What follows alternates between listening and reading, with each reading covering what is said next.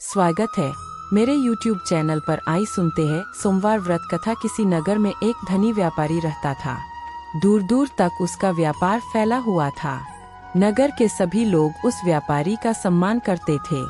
इतना सब कुछ संपन्न होने के बाद भी वह व्यापारी बहुत दुखी था, क्योंकि उसका कोई पुत्र नहीं था, जिस कारण अपने मृत्यु के पश्चात व्यापार के उत्तराधिकारी की चिंता उसे हमेशा सताती रहती थी। पुत्र प्राप्ति की इच्छा से व्यापारी प्रत्येक सोमवार भगवान शिव की व्रत पूजा किया करता था और शाम के समय शिव मंदिर में जाकर शिव जी के सामने घी का दीपक जलाया करता था। उसकी भक्ति देखकर मां पार्वती प्रसन्न हो गई और भगवान शिव से उस व्यापारी की मनोकामना पूर्ण करने का निवेदन किया। भगवान शिव बोले, इस संसार में सबको उसके कर्म के अनुसार फल की प्राप्ति होती है। जो प्राणी जैसा कर्म करते हैं उन्हें वैसा ही फल प्राप्त होता है। शिवजी द्वारा समझाने के बावजूद मां पार्वती नहीं मानी और उस व्यापारी की मनोकामना पूर्ति हेतु वे शिवजी से बार बार अनुरोध करती रही। अंततः माता के आग्रह को देखकर भगवान भोलेनाथ को उस व्यापारी को पुत्र प्राप्ति का वरदान देना पड़ा।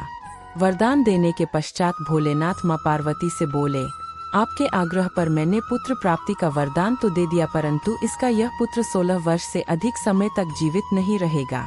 उसी रात भगवान शिव उस व्यापारी के स्वप्न में आए और उसे पुत्र प्राप्ति का वरदान दिया और उसके पुत्र के 16 वर्ष तक जीवित रहने की भी बात बताई। भगवान के वरदान से व्यापारी को खुशी तो हुई, लेकिन पुत्र की अल्पायु की चिंता ने उस खुशी को नष्ट कर दिया। व्यापारी पहले की तरह सोमवार के दिन भगवान शिव का विधिवत व्रत करता रहा।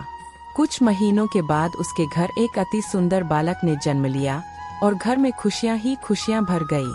बहुत धूमधाम से पुत्र जन्म का समारोह मनाया गया, परंतु व्यापारी को पुत्र जन्म की अधिक खुशी नहीं हुई, क्योंकि उसे पुत्र की अल्पायु के रहस्य का पता था। जब पुत्र 12 वर्ष का हुआ तो व्यापारी ने उसे उसके मामा के साथ पढ़ने के लिए वाराणसी भेज दिया। लड़का अपने मामा के साथ शिक्षा प्राप्ति हेतु चल दिया। रास्ते में जहाँ भी मामा भांजे विश्राम हेतु रुकते, वहीं यज्ञ करते और ब्राह्मणों को भोजन कराते। लंबी यात्रा के बाद मामा भांजे एक नगर में पहुँचे। उस दिन नगर के राजा की कन्या का विवाह था, जिस कारण पूरे नगर को सजाया गया था। निश्चित समय पर बारात आ गई, लेकिन वर का पिता अपने बेटे के एक आंख से काने होने के कारण बहुत चिंतित था। उसे भय था कि इस बात का पता चलने पर कहीं राजा विवाह से इनकार न कर दे, इससे उसकी बदनामी भी होगी। जब वर के पिता ने व्यापारी के पुत्र को देखा तो उसके मस्तिष्क में एक विचार आया। उसने सोचा, क्यों न इस लड़के को दूल्हा बनाकर राजकुमारी से विवाह करा दूं। विवाह के बाद इसको धन देकर विदा कर दूंगा और राजकुमारी को अपने नगर ले जाऊंगा। वर के पिता ने लड़के के मामा से इस संबंध में बात की। मामा ने धन मिलने के लालच में वर के पिता की बात स्वीकार कर ली। लड़के को दूल्हे का वस्त्र पहनाकर राजकुमारी से विवाह कर दिया गया। राजा ने बहुत सारा धन देकर राजकुमारी को विदा किया। शादी के बाद लड़का जब राजकुमारी से साथ लौट रहा था तो वह सच नहीं छिपा सका और उसने राजकुमारी के ओढ़नी पर लिख दिया, राजकुमारी, तुम्हारा विवाह मेरे साथ हुआ था। मैं तो वाराणसी पढ़ने के लिए जा रहा हूँ और अब तुम्हें जिस नवयुवक की पत्नी बनना पड़ेगा वह कान्हा है। जब राजकुमारी ने अपनी ओढ़नी पर लिखा हुआ पढ़ा तो उसने कान्हा लड़के के साथ जाने से इनकार कर दिया। राजा को जब ये सब बातें पता लगीं, तो उसने राजकुमारी को महल में ही रख लिया। उधर लड़का अपने मामा के साथ वाराणसी पहुंच गया और गुरुकुल में पढ़ना शुरू कर दिया। जब उसकी आयु 16 वर्ष की हुई तो उसने यज्ञ किया। यज्ञ के समाप्ति पर ब्राह्मणों को भोजन कराया और खूब अन्न वस्त्र दान किए। रात को वह अपने शयन कक्ष में सो गया। शिव के वरदान के अनुसार शयनावस्था में ही उसके प्राण पखेरु उठ गए।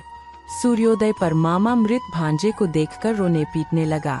आसपास के लोग भी एकत्र होकर भगवान शिव ने माता पार्वती के साथ अदृश्य रूप में समीप जाकर देखा तो भोलेनाथ माता पार्वती से बोले, यह तो उसी व्यापारी का पुत्र है जिसे मैंने 16 वर्ष की आयु का वरदान दिया था।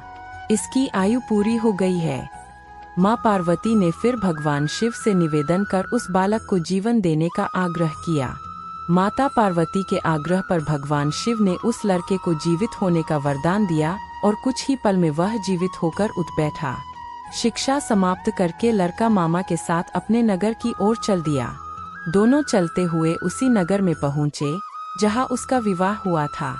उस नगर में भी यज्ञ का आयोजन किया। समीप से गुजरते हुए नगर के राजा ने यज्ञ का आयोजन देखा और उसने तुरंत ही लड़के और उसके मामा को पहचान लिया। यज्ञ के समाप्त होने पर राजा मामा और लड़के को महल में ले गया और कुछ दिन उन्हें महल में रखकर बहुत सा धन, वस्त्र आदि देकर राजकुमारी के साथ विदा कर दिया। इधर भूखे प्यासे रहकर व्यापारी और उसकी पत्नी बेटे की प्रतीक्षा कर रहे थे। उन्होंने प्रतिज्ञा कर रखी थी कि यदि उन्हें अपने बेटे की मृत्यु का समाचार मिला तो दोनों अपने प्राण त्याग देंगे, परंतु जैसे ही उसने बेटे के जीवित वापस लौटने का समाचार सुना तो वह बहुत प्रसन्न हुआ। वह अपनी पत्नी और मित्रों के साथ नगर के द्वार पर पहुंचा। अपने बेटे के विवाह का समाचार सुनकर पुत्रवधू राजकुमारी को देखकर उसकी खुशी का ठिकाना न रहा। उसी रात भगवान शिव ने व्यापारी के स्वप्न में आकर कहा, हे श्रेष्ठी, मैंने तेरे सोमवार के व्रत करने और व्रत कथा सुनने से प्रसन्न होकर तेरे पुत्र को लंबी आयु प्रदान की है। पुत्र की लंबी आयु जानकर व्यापारी बहुत प्रसन्न